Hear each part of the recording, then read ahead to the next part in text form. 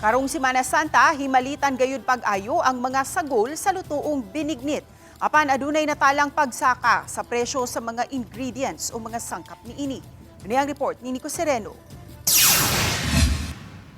Gikan sa second floor, kun din sila una nga nakapwesto, gitugutan una nga makadaog sa silong kini mga fruit vendors sa Mandaue Public Market. Sa ganghaan sa merkado una sila na maligya.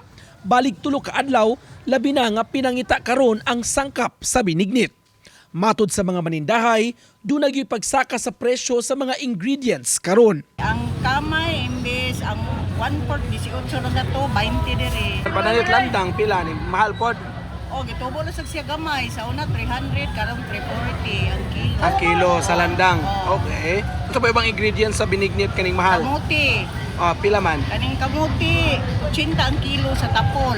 Okay. Anya ang puti 65-60. Kadaghanan sa mga sangkap, giripak ngadto sa gagmayng putos, labi na para sa mga nag-budget karong panahona. Mas makadani kuno sa uban nga mga customers nga mamalit bisan minudo lang una.